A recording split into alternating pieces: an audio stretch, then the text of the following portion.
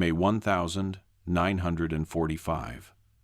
The war ends, but something no one expected is about to reshape the future of every military on Earth.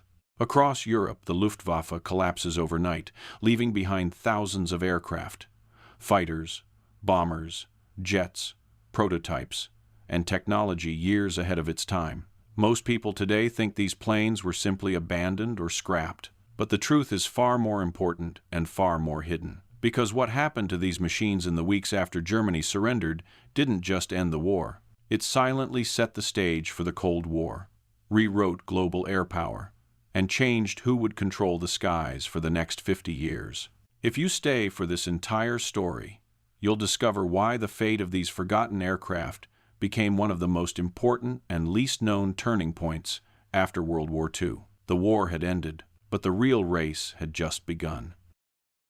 In the final months of the war, the Luftwaffe did not fall in a dramatic last stand. It died quietly, almost without resistance. Fuel was gone. Runways were cratered. Maintenance crews were scattered. Command structures had collapsed. Entire units were grounded long before the first white flags appeared. By the first week of May, Germany still had thousands of aircraft, but almost none of them could fly. And when the surrender came, these machines were left exactly where the war froze them. Across Norway, Denmark, Germany, Austria, and Czechoslovakia, Luftwaffe airfields turned into vast, silent graveyards of metal and innovation. Classic fighters rested on cracked concrete. Jet bombers sat in hangars, half assembled. Prototype wings lay on factory floors. Tools remained on benches as if mechanics had stepped away for only a moment, but they never returned. Some aircraft were damaged, stripped for parts, or scarred by Allied bombing. Others were pristine, brand-new machines that had never flown, grounded only because no fuel remained to start them. At Flensburg and Lübeck, investigators found rows of Bf 109 seconds and W 190 seconds lined up in eerie silence. In Prague, hangars overflowed with late-war Heinkels and exotic prototypes. Transport aircraft like the Ju-52 and He-111 sat untouched, their missions frozen in time. But nowhere was the shock greater than at Rechlin, the Luftwaffe's secret testing center. Inside, Allied intelligence teams found something extraordinary. Wind tunnel models, high-speed research data, rocket prototypes, experimental airframes, swept-wing studies, unheard-of engines, decades of aviation progress compressed into a single facility. This was not just an airfield. It was a blueprint of the future, and now it belonged to whoever reached it first. The question no one was prepared to answer. Suddenly, the Allies faced a problem no planner had prepared for. What do you do with thousands of enemy aircraft, including the most advanced prototypes on Earth, when the enemy can no longer fly them and every Allied nation wants them? Destroy them? Study them? Hide them? Or seize them before your allies or future rivals can get there? The Luftwaffe was gone, but its technology was not. And in the vacuum left by surrender, a new, silent conflict emerged, a race between the United States, Britain, and the Soviet Union to control everything Germany had built. A race fought not with bombs or bullets, but with engineers, scientists, cargo ships, and test pilots. A race whose consequences shaped the jet age and the world that followed. And it all begins here on abandoned runways under the spring sun, surrounded by machines that once threatened Europe and would now determine its future. When Germany's surrender took effect on May 8, 1945, something remarkable happened. The skies of Europe went silent, but the ground suddenly was full of answers no one expected to find. The Luftwaffe hadn't been defeated aircraft by aircraft in some final duel. It had been strangled long before the surrender. No fuel, no spare parts, no coordination. What the Allies inherited wasn't an active air force. It was the shell of one. And that shell still stretched across an entire continent. Allied soldiers advancing into former German air zones began reporting the same thing from every direction. Airfields full of aircraft, untouched. Many appear flyable, one of the duel. To most of them, this didn't make sense. If the Luftwaffe still had thousands of aircraft, why hadn't Germany used them? Why were they still here? The answer revealed itself in pieces. A Bf 109 with tires fully inflated but no fuel within 500 kilometers. An FT 190 with perfect guns but missing a single part of its engine assembly. A Heinkel bomber with fresh paint but no crew. A Ju 52 transport sitting ready but its logs burned in a pile next to it. Germany didn't just lose its air force. It lost the ability to use its air force. And the result was a landscape unlike anything the Allies had expected. The North airfields, that time forgot. Across northern Germany, the picture became clearer with every kilometer.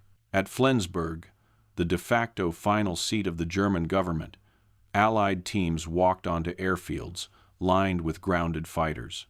Some still had cover cloths on their cockpits. Some had maintenance tags dated only days before surrender. Many had camouflage hastily painted on, like crews had tried one last time to hide them. At Lübeck, British forces found entire squadrons of aircraft untouched by bombing, not because they had been spared, but because the Luftwaffe had already given up on flying them. It wasn't destruction that ended these units. It was paralysis. The East factories full of silent machines. In Czechoslovakia, the situation was even stranger. Prague, Kunovice, Letňany. Factories and airfields were overflowing with aircraft that looked as if the war was still ongoing. Assembly lines of Bf 109 seconds. Partially finished Heinkels. Rows of W-190 fuselages waiting for engines that never came. A hangar full of war-winner prototypes that never got their chance, including late-war designs that many Allied officers had only heard rumors of. This wasn't just a defeated air force. It was an air force interrupted. Rechlin, where the future was hiding. Then came Rechlin. The Luftwaffe's primary testing center had been a mystery to most Allied planners. Even intelligence reports only hinted at what might be inside. When Allied investigators finally entered the complex, the shock was immediate. Experimental airframes, swept-wing studies, rocket-assisted takeoff rigs, engine prototypes, wind tunnel models for aircraft decades ahead of their time, technical documents stacked in rooms that smelled of dust and burnt paper. Officers who had flown through years of war suddenly felt like they were stepping into the future. One American officer wrote in his report, "This is not what we expected. This is something else." 1. Rechlin revealed what Germany had been building while the rest of the world thought they were collapsing. And now, with no Luftwaffe left to guard it, it lay open for the taking. The collapse of command. It didn't take long for the Allies to understand the bigger picture. Germany had not lost the Luftwaffe in the air. It had lost it on the ground. Fuel depots empty. Maintenance records destroyed. Logistics hubs abandoned. Command networks broken by air raids and desperate retreats. Pilots surrendered wherever they were. Ground crews walked off their posts, often without orders. Entire units disappeared into the woods, hoping to survive rather than continue a war they knew was over. By the time Allied control teams attempted to map out what remained, there was no command structure left to interview. There was only evidence. Aircraft across Europe stuck in the exact moment their war had stopped. The Allied response: control everything. Faced with thousands of aircraft and no German authority to manage them, the Allied Control Commission acted immediately. All German aircraft were grounded. No German pilot could fly. Every airframe, engine, part, and document was now under Allied jurisdiction. The idea wasn't just about security. It was about preventing escape attempts, unauthorized flights, or the hiding of valuable technology. But beneath these official orders, something else began to form. A debate. Some Allied officials wanted every aircraft destroyed. Germany must never have an air force again. Others argued the opposite. The technology was too valuable to lose. And it was this argument, this moment, that triggered the silent race that would soon pull the United States, Britain, and the Soviet Union into competition for every scrap of German aviation they could find. Not to stop a war, but to build the world that would follow it. When the Allies first saw the scale of the abandoned Luftwaffe, the initial reaction was confusion. The second was opportunity. The third was fear. Because everyone realized the same thing at the same time. Whoever controlled this abandoned air force would control the future of flight. Germany had collapsed. The war had ended. But the technology it left behind, jets, rockets, swept-wing aerodynamics, prototypes, was powerful enough to reshuffle global air power in a matter of years. And in this sudden vacuum, one nation moved faster, more aggressively, and more efficiently than the rest. The United States, not for glory, not for trophies, but because American intelligence understood something critical. This was a once-in-a-century moment. Control the enemy's technology today, and control the skies tomorrow. Operation LUSTY, the mission to steal the future. On May 9th, 1945, just one day after Germany's formal surrender, the United States launched one of the most ambitious intelligence missions of the entire war. Its name, Operation LUSTY, short for Luftwaffe, Secret Technology Y. Its objective was simple to say, harder to execute. Find the most advanced German aircraft, secure all blueprints, manuals, test reports, capture engineers if possible, and ship everything worth studying back to the United States before the British or Soviets could get to it. The man chosen to lead the mission was Colonel Harold Watson, a quiet, methodical officer who had spent the war studying enemy aircraft. His teams, later known as Watson's Wizards, were made up of engineers, mechanics, translators, and test pilots who understood one thing: speed was everything. Whoever got to the airfields first would take the prize. Lechfeld, the jet hunt begins. Their first major target was Lechfeld Air Base, home to the world's first operational jet fighter, the Messerschmitt Me 262. To Allied pilots, the Me 262 had been a nightmare, a machine they couldn't outrun, couldn't outclimb, and barely managed to shoot down. Now, suddenly, several intact jets sat waiting on the runway. Some still had fuel. Some still had their canopy covers in place. Many were in near-perfect condition. Watson's teams marked them, secured them, and immediately began preparing them for flight. Test pilots, some of whom had never flown a jet in their lives, climbed into cockpits that still smelled of German leather and oil. Mechanics worked with German ground crew under guard, translating the quirks of the Jumo 004 engines and the Me 262's dangerous handling characteristics. A machine that once symbolized German technological superiority was now preparing to take off the first flight of its new life under American control. Grove, Denmark, a field of prototypes. While Lechfeld provided jets, Grove Airfield in Denmark offered something equally valuable: variety.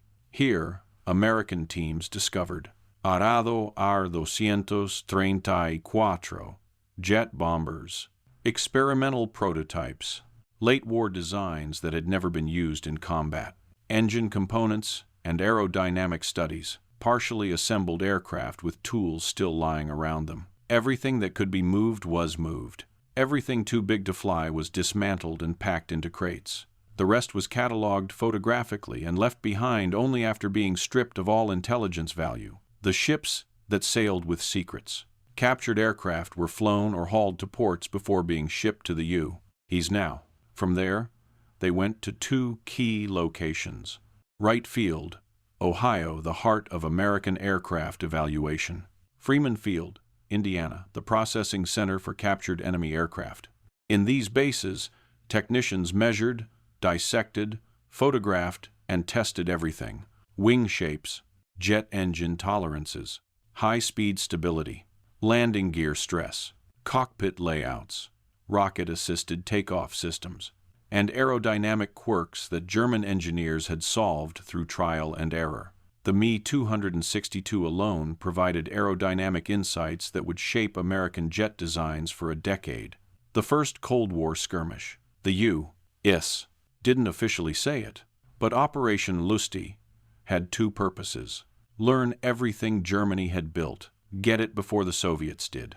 The Americans understood what was coming. The war with Germany was over. But another confrontation, larger, colder, and more dangerous, was already forming on the horizon. And whoever controlled the future of jet aviation would enter that confrontation with an advantage no rival could match. Operation LUSTY gave the United States exactly that, the beginning of the real race. By the summer of 1945, American teams had seized dozens of jets, bombers, trainers, engines, prototypes, and engineering archives. But the race had only begun, because even as U.S. cargo ships departed Europe, loaded with German aircraft, another major Allied power was preparing its own move, Britain. And unlike the Americans, the British weren't just interested in the machines, they wanted the minds behind them. While American teams swept across Germany hunting jets, prototypes, and technical documents, another Allied power watched the situation unfold with rising urgency. Britain. The British had fought Germany in the air longer than anyone. They had seen the V-1 and V-2 terror. They had watched the Me-262 outrun their fastest fighters. And they understood a truth others were slower to realize. German aircraft were not the only treasure left behind. German engineers were. The United States was collecting machines. The Soviets, as Britain knew, were preparing to seize both machines and factories. But Britain wanted something more precise, the knowledge that built those machines. And so they launched an operation built on a very different priority.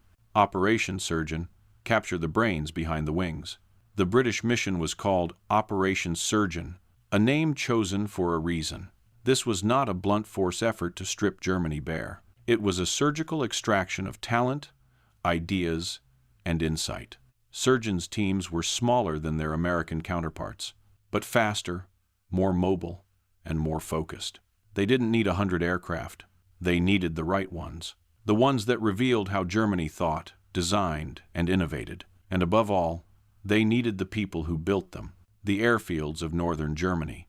British units moved into airfields across northern Germany. Vosburg, Schleswig, Husum, Lübeck, and of course, Rechlin. Where American teams often documented or seized equipment, British teams did something different. They interviewed engineers, ground crews, test pilots, designers. Anyone with knowledge was questioned, briefed, and sometimes detained for further study. A British intelligence officer described Surgeon's mission bluntly. We must ensure German aviation skill does not fall into the wrong hands, including German ones. Everyone. The war was over, but Britain wanted guarantees. Germany must never rebuild this capability. Not for war, not for commerce, not for anything. The hunt for experts. Operation Surgeon's most strategic asset wasn't found in hangars. It was found in offices, bunkers, and research rooms. Britain sought out aerodynamicists, turbojet engineers, rocket specialists, swept-wing theorists, materials, scientists, structural designers, and the men who had tested extreme-speed aircraft. Much of Britain's own post-war jet development was still in its infancy. They needed what Germany had already discovered the hard way. At places like Rechlin and Travemünde, they found it. Diaries of failed supersonic tests, sketches of future jet trainers, notes on engine flameouts at altitude, solutions to metal fatigue at high speeds, early swept-wing models, and reports on the first operational jet combat in history. This wasn't just technology. It was experienced decades of engineering, trial and error, compressed into a few binders. The captured aircraft test pilots feared, like the Americans, Britain also took physical aircraft. But selectively, the aircraft that fascinated them most was the Heinkel He-162. Lightweight, rushed, unstable, dangerous. But in the flaws of the He-162, British engineers saw lessons no textbook could offer. RAF test pilots brought captured jets to RAF Farnborough, where they performed controlled flights that terrified even experienced aviators. The He-162's tolerances were razor-thin. Its engine mounts shook. Its stability margin was narrow. Every landing felt like a negotiation. But hidden inside its rushed design were aerodynamic principles that would influence future trainers, light jets, and even emergency wartime concepts. The British didn't just want to admire German engineering. They wanted to understand it and build something better, the shadow of the Soviets. Throughout Surgeon, one fear guided British decision-making. What Germany knew, The Soviet Union would soon know too. The British understood that Soviet Trophy Brigades were moving rapidly through Central Europe. Factories were being stripped, assembly lines dismantled, engineers escorted east, documentation seized by the ton. If Britain didn't act quickly, the Soviets would absorb not only German technology, but the minds behind it. Surgeon wasn't just an intelligence operation. It was a preemptive strike, not against Germany, against the future. The difference in strategy: the Americans looked for aircraft. The Soviets looked for industry, but Britain looked for intellect. And, because of that, Britain emerged from Operation Surgeon with something neither of the other powers obtained as cleanly: a deep understanding of how German aviation truly worked. From design philosophy to prototype testing to pilot feedback, Surgeon gave Britain a roadmap for the early jet age. And perhaps more importantly, a roadmap for avoiding the mistakes Germany had made. But even as the British completed their operations in northern Germany, a new storm was forming to the east. Because if America was fast, and Britain was precise, the Soviet Union was relentless. And unlike the other Allied powers, the Soviets had no intention of settling for a handful of aircraft or a few engineers. They wanted everything. While American teams targeted advanced jets and Britain hunted engineers, the Soviet Union entered the airfields of Central Europe with a very different philosophy. The U.S. wanted the best aircraft. Britain wanted the best minds. But the Soviets wanted the entire system. Every factory, every assembly line, every blueprint, every machine tool, every designer, every engineer, every unfinished airframe, every crate of parts, every ton of aluminum, every wing jig, press, and mold. Not pieces of Germany's aviation industry. The whole thing. The Trophy Brigades. As Soviet forces swept into Saxony, Thuringia, Silesia, and Czechoslovakia, their advance was accompanied by specialized units with a very specific mission: the Trophy Brigades. These were not frontline soldiers. They were engineers, factory specialists, intelligence officers, industrial planners, logistics troops, and technicians trained to dismantle an entire manufacturing ecosystem. Their orders were simple: if it can move, take it. If it can't move, disassemble it. If it can't be disassembled, copy it. Factories didn't just fall under Soviet control. They were emptied. The Prague complex, a gold mine of unfinished air power. One of the most important prizes was the Aviation works in Prague, a massive manufacturing center that still contained completed aircraft, a half-finished Bf-109 airframes, tooling equipment, jigs, fixtures, spare parts, and untouched production lines. The Soviets did not treat this as a discovery. They treated it as acquisition. Entire assembly lines were packed onto rail cars. Engines were stacked in piles and shipped east. Designers and machinists were invited to continue their work. Now for Moscow. This was not a mission to find technology. This was a mission to transplant an industry. Moravia, where Germany's last fighters waited. Further east, the Soviets reached Moravia, where the Bf-109 assembly lines still held fuselages, engine mounts, wing assemblies, and tool sets. These were immediately seized. For Soviet planners, this was not about restoring German aviation. This was about accelerating Soviet aviation. They weren't just taking aircraft. They were taking the machinery that made them, the production philosophy, the workforce, the design language, the methods of assembly, the approach to high-performance metallurgy, everything Germany knew the USSR wanted, the race to the prototypes. If the Americans prized the Me-262 and the British valued the He-162, the Soviets wanted all of it. Wherever a jet sat intact, Soviet engineers documented it. Wherever a prototype existed, they seized it. Wherever documentation survived, they boxed it and shipped it.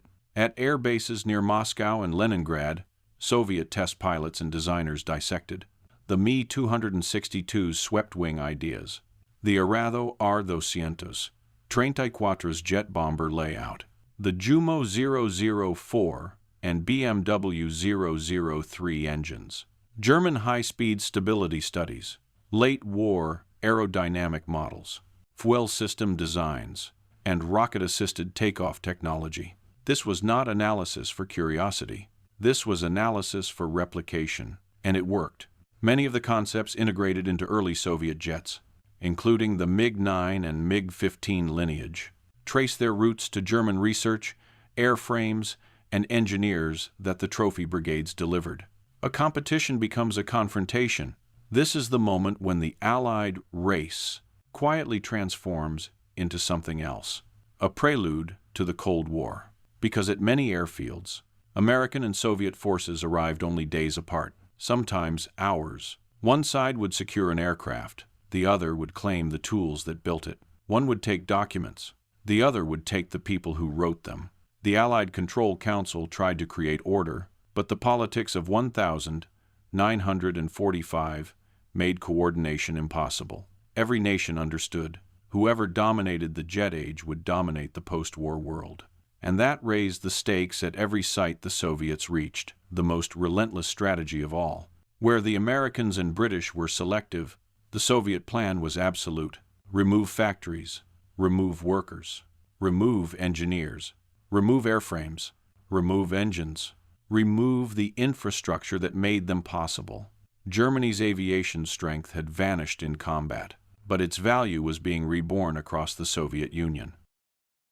And as the Trophy Brigades pushed deeper into Central Europe, one fact became impossible to ignore. No Allied power took more tonnage of technology, machinery, or industrial capacity than the Soviet Union. Not even close. But for all the aircraft, components, and engineers seized by the Soviets, another question was growing louder across the Allied command. What happens to the thousands of German aircraft still sitting on runways all across Europe? The answer would come soon, and it would change the landscape of post-war aviation forever. By late 1945, the Allies had extracted everything they wanted from Germany's aviation empire. The jets, the prototypes, the blueprints, the factories, the engineers, the tools, the test reports, the aerodynamic breakthroughs. But thousands of aircraft still remained: intact fighters, operational bombers, transports, trainers, experimental jets, late war prototypes, aircraft that could still fly, aircraft that had never flown, aircraft that had only existed for days before the surrender. And suddenly, the question no one wanted to confront could no longer be avoided. Should any of this be allowed to survive? The decision that would erase an air force. In the autumn of 1945, the Allied Control Council issued one of the most consequential orders of the post-war era. Germany must not retain a single military aircraft, not one. The reasoning was blunt. Germany must never rebuild its air power. No Luftwaffe structures could remain. No military aviation must exist under any disguise. No future conflict should have these aircraft to revive. The machines that had once dominated Europe's skies were now branded as risks, not because they could rise again today, but because they might rise again tomorrow. The Allies hadn't just defeated the Luftwaffe. They were about to make sure it could never return. The scrapyards of Europe, airfields across Germany, were transformed into giant disposal sites. Flensburg, Lübeck-Blankensee, Grove, Tarnowitz, and dozens more. These bases became industrial graveyards, places where history was deliberately unmade. Allied crews stripped aircraft for usable parts: radios, navigation equipment, guns, engines, wiring, hydraulic systems, fuel lines, cockpit instruments. Whatever could be reused or studied was removed. Everything else was sent to destruction. Aircraft were dragged wingtip to wingtip and crushed under bulldozers. Bombers were cut apart with torches. For 190 seconds were stacked into piles like lumber. Bf 109 seconds were lined up and flattened in rows. Jets were dismantled, even the Me 262 seconds and He 162 seconds that had survived capture. Nothing survived unless it had already been tagged for research. The sea of fire and metal. Some airframes were simply burned. Huge pits were dug, filled with wooden crates and broken parts, then piled with aircraft wings, fuselages, and spars. Fuel was poured over them. A single match would erase a dozen aircraft in minutes. Other planes met a quieter but equally final fate. They were sunk, loaded onto barges, towed into coastal waters, and dumped into the sea. A peaceful grave for the machines that once filled Europe with fear. Many of these underwater wrecks still lie where they were dumped, found occasionally by divers. Silent time capsules from a world that no longer exists. The economic truth no one talks about. But destruction wasn't only about security or politics. There was a more practical reason. Europe desperately needed metal. The continent was rebuilding from ruins. Infrastructure gone. Cities leveled. Industries shattered. Economies collapsing. And German aircraft were made of exactly what Europe needed. Aluminum, steel, copper, rubber, alloys, precision components. Scrapping Luftwaffe aircraft provided raw materials for factories that produced consumer goods, building supplies, transportation equipment, even household tools. For thousands of civilians, dismantling aircraft became employment, a way to survive the transition from war to peace. The Luftwaffe didn't just vanish. It was melted down and forged into the rebirth of Europe, the civilian aircraft that tried to survive. Some planes almost escaped this fate. The Junkers Ju-52, beloved for its rugged design and dual civilian-military history, was evaluated on a case-by-case basis. Some were converted into transport aircraft for civilian services. Others flew briefly for reconstruction tasks, but eventually many met the same end, scrapped for metal or phased out as Allied restrictions tightened. The years of dismantling, from 1945 to 1948, this process continued relentlessly. Airfields that once supported major fighter wings became scrapyards. Those scrapyards became empty lots. Those lots became Allied training grounds, agricultural fields, industrial parks, and eventually civilian airports. Nothing remained of the Luftwaffe's presence, except traces of concrete and the memories of what once stood there. The cost of destroying history. Even at the time, a few historians and officers argued that too much was being lost. Prototypes that existed in single numbers, late-war innovations that had no surviving equivalent, experimental aircraft that could never be rebuilt once destroyed. But preservation was not a priority in 1945. Reconstruction was, security was, stability was. Germany's aviation legacy became collateral damage in the rush to rebuild Europe. And because of this destruction, only a tiny fraction of Luftwaffe aircraft survive today. The consequence no one expected. The Allies had collected knowledge. They had seized prototypes. They had transported engineers and factories. But the decision to destroy the rest would have a consequence they couldn't foresee. Decades later, historians would look back and realize that the post-war years erased irreplaceable pieces of aviation history forever. Yet at the time, the Allies believed they were doing the right thing. Germany's war machine had been dismantled. Now, the world needed to decide what came next, and which of Germany's machines were allowed a second life. While most of the world believed the Luftwaffe had vanished in flames and scrapyards, another story was unfolding quietly across post-war Europe, a story almost no one outside aviation circles knew. Because even as thousands of aircraft were being dismantled, crushed, burned, or sunk, a small number of German machines were doing something unexpected. They were taking off again, not under the Black Cross of the Third Reich, but under new flags, new nations, and new missions. The destruction of the Luftwaffe was not total, it was selective. And in the chaos of 1945-46, some aircraft slipped through the cracks of policy, ended up in foreign hands, or were deliberately repurposed out of necessity.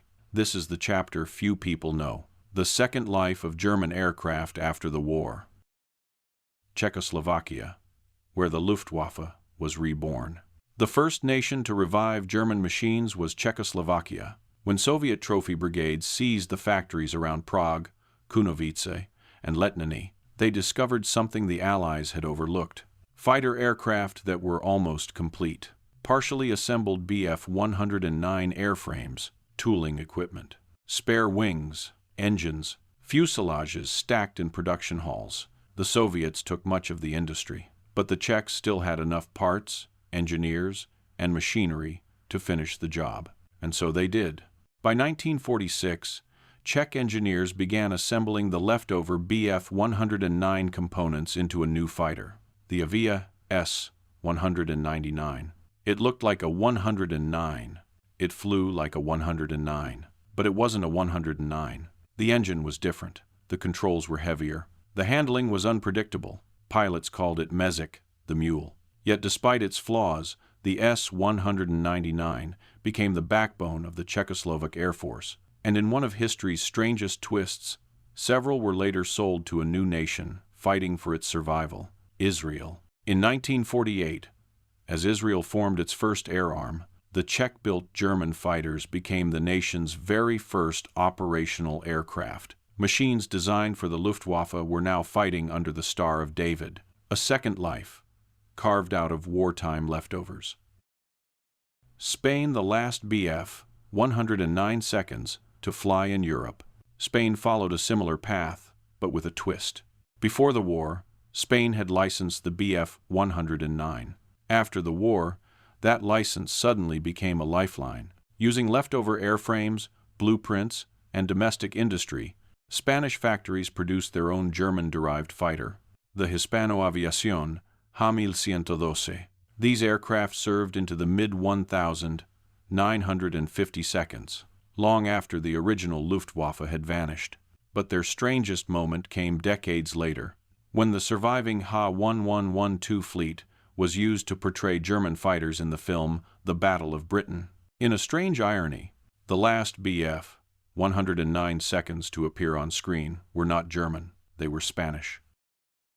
Norway, the captured fighters that refused to die. Norway, recovering from occupation, inherited a mix of captured Bf, 109 seconds, and Arado Ar 96 trainers. Fuel was scarce, spare parts were inconsistent, maintenance records were incomplete, but for a brief moment, German aircraft helped Norway rebuild its air defense capability. Though most were grounded within a few years, several airframes survived long enough to be restored decades later. Pieces of a past Norway had once flown, but never built. France, a civilian workhorse with a military past, France found itself in possession of one of the most versatile German designs of the war. The Junkers Ju-52, rugged, reliable, 3 engines, simple construction, perfect for transport and colonial operations. And so, France didn't scrap them, they built more. At the Amiot factories, the French-produced version nicknamed the Toucan entered service as a transport aircraft. Even Lufthansa, reviving civilian aviation in the early 1950 seconds, operated Ju-52 seconds briefly before transitioning to modern Western aircraft. This was not nostalgia. It was necessity. The end of the line and the end of an era. By the time West Germany formed the Bundesluftwaffe in 1956, one thing was clear. None of the wartime German aircraft, not the fighters, not the bombers, not the prototypes, not even the well-loved Ju-52, were considered for operational use. Germany had moved into the jet age, and the past had no place in the new Air Force. The Luftwaffe's machines had lived second lives in other hands, but not in Germany's. The war was over. The wreckage had been melted. The survivors had been scattered across Europe and the Middle East, and the world was ready to move on. But one last chapter remained. The story of the machines that didn't vanish, the few that escaped the scrap yards, the relics that were forgotten, buried, or submerged, and decades later, rediscovered. These would become the last physical witnesses of a vanished Air Force. By the early 1950 seconds, the airfields were gone. The factories were silent. The scrapyards had emptied. Europe had melted the metal of the Luftwaffe into its new beginning. But the story of the German aircraft didn't end with destruction or second lives in foreign skies. Some aircraft, just a handful, escaped both the torch and the sea. Not because they were protected, not because they were hidden, but because fate, geography, and the sheer chaos of war had buried them outside the reach of policymakers. These were the forgotten machines. The ones that nobody knew were still out there. The ones that would surface decades later, rewriting what the world thought had been lost forever. The hidden survivors. After the war, organized preservation simply did not exist. Museums were tiny. Budgets were non-existent. Nobody had the space, the time, or the funding to save dozens of massive aircraft. And so, the majority of the Luftwaffe's surviving machines came not from hangars but from bogs in the Eastern Front, wrecks submerged in lakes, crash sites buried under snow, forgotten forests, remote highlands, or fields where landowners simply plowed around them, pieces of history sealed by the environment rather than human intent. These recoveries would not begin in earnest until the 1,960 seconds and 1,970 seconds, when aviation historians and private restorers started searching for what the world assumed had been destroyed. What they found was astonishing. The art of reconstruction. Many airframes were discovered in terrible condition. Corroded metal, shattered spars, missing engines, surfaces eaten by time. But because almost every intact Luftwaffe aircraft had been destroyed after 1945, even wrecks became priceless. Restoration teams did what wartime engineers had once done. They built aircraft from fragments, a wing from one crash in Russia, a fuselage from a Norwegian lake, parts from scrapyards that had forgotten what they once stored.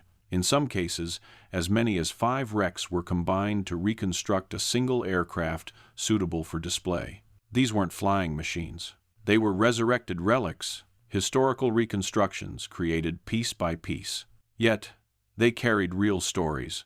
Stories of the pilots who flew them, of the missions they never returned from, and the world that buried them in silence. The museum pieces of a lost air force. Today, only a tiny number of original wartime Luftwaffe aircraft remain. A few sit preserved in the great aviation museums of the world. The Smithsonian in Washington, the Imperial War Museum in London, the Deutsches Technikmuseum in Berlin, the Deutsches Museum in Munich. A surviving Me-262, a Bf-109 restored from multiple crash sites, an Fu-190 pieced together from parts recovered across Europe. The world's last Arado Ar 234 jets, machines so rare that some museums never even attempted restoration. Most of these airframes cannot fly. They are too fragile, too valuable, and too structurally compromised after decades underground or underwater. But their presence is powerful.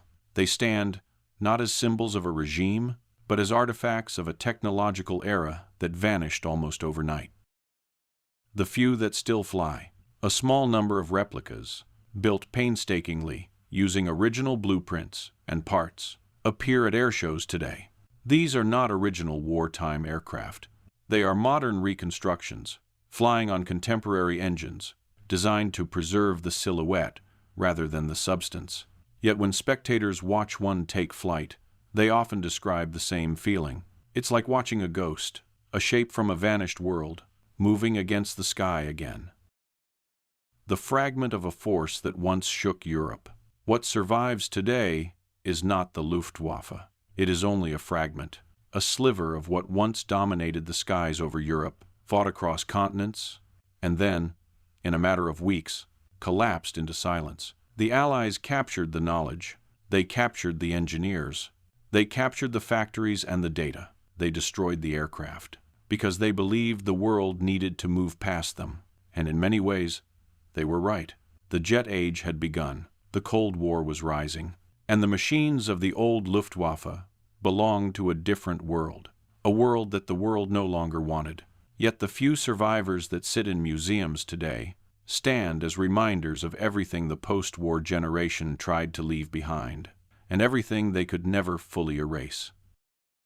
The true end of a legacy. The Luftwaffe's machines did not disappear overnight. They faded over decades, scattered, melted, repurposed, buried, rediscovered.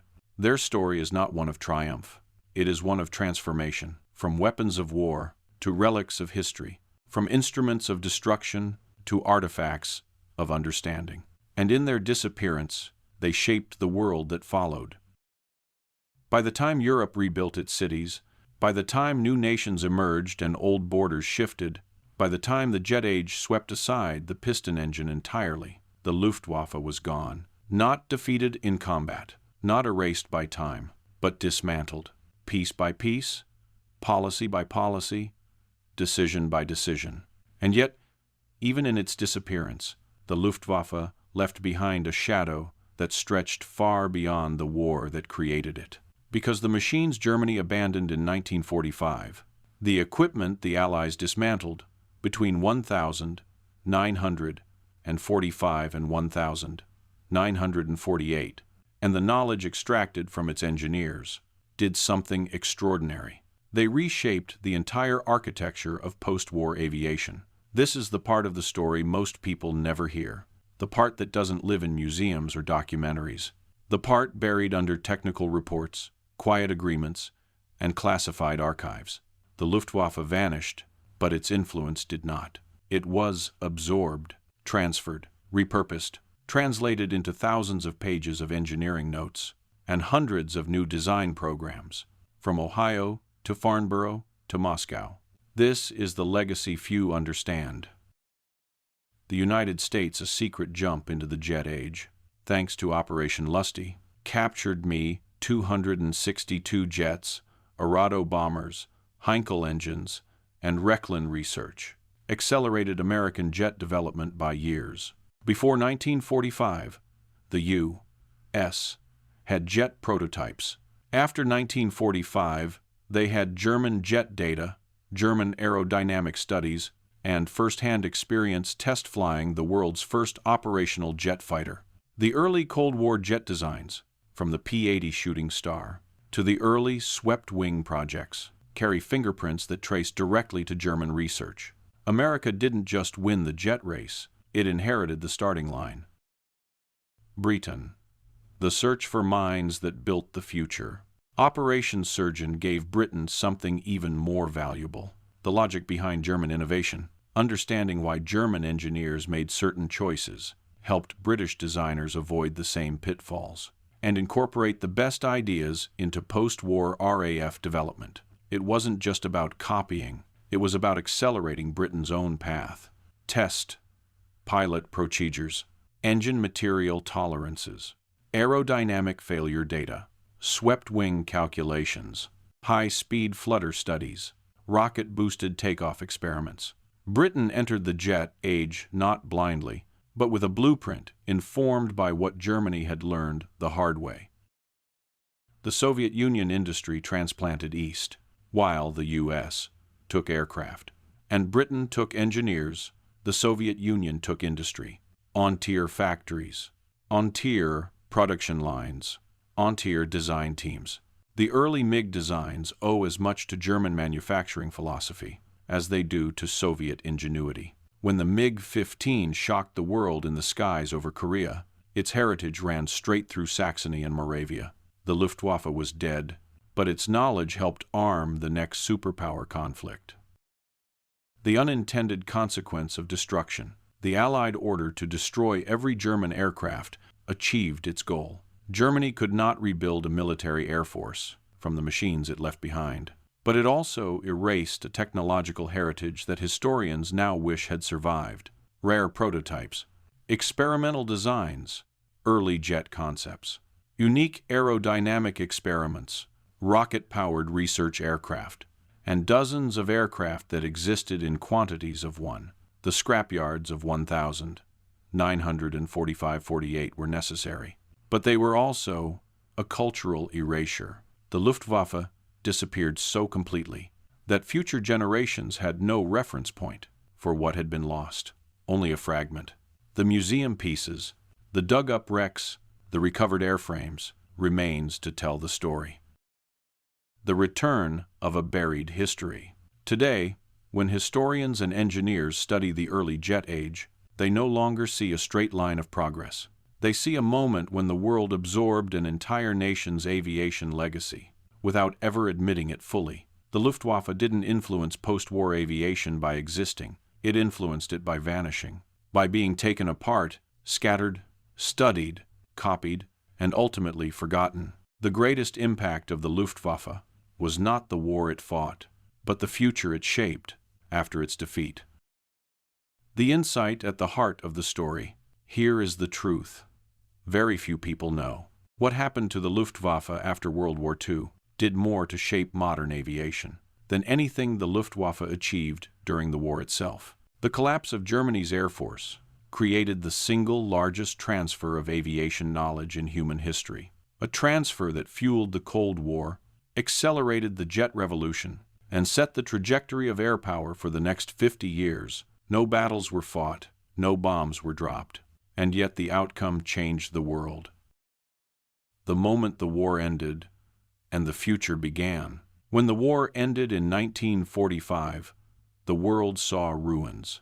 But hidden in the ruins was the blueprint of the next era.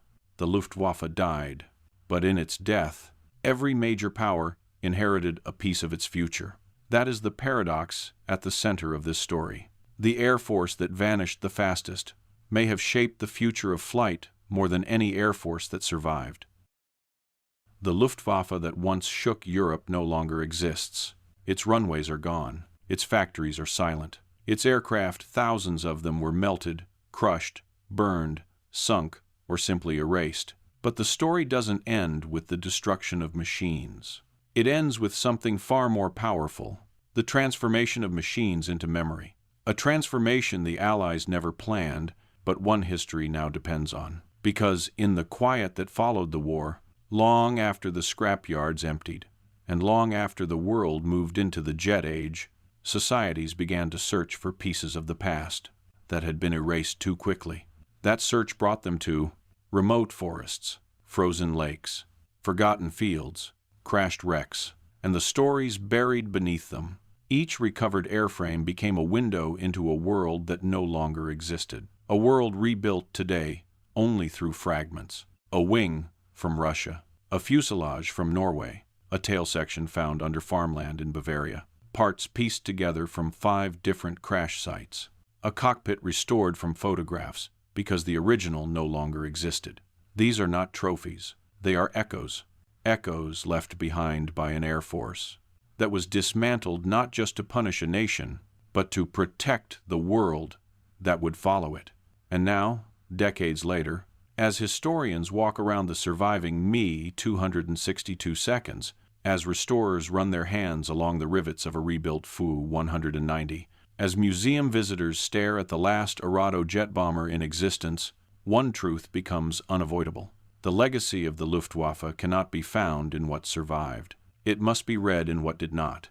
Because the destruction of an Air Force did something no aircraft design could achieve. It triggered the largest transfer of aviation knowledge in human history, moving west into the United States, moving north into Britain, moving east into the Soviet Union, and reshaping every jet that followed. The Luftwaffe disappeared, but its disappearance shaped the future more than its presence ever did. This is the paradox at the heart of the story.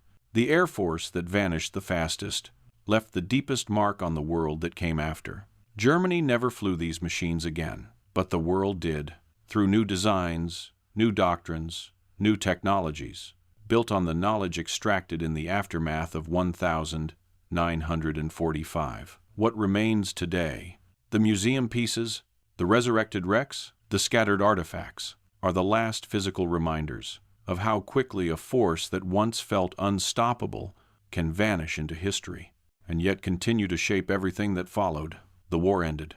But its machinery did not simply die. It transformed into progress, into competition, into the architecture of the Cold War, into the foundations of modern flight. And that is why the story of the Luftwaffe's end matters. Not because of what the aircraft achieved in battle, but because of what the world built from their absence. If you want to see how another legendary force vanished, and how its disappearance reshaped the entire post-war world, watch What Happened to the German U-Boats After WW2. Next, it's the hidden counterpart to this story, the naval chapter that completes the picture. Thanks for watching.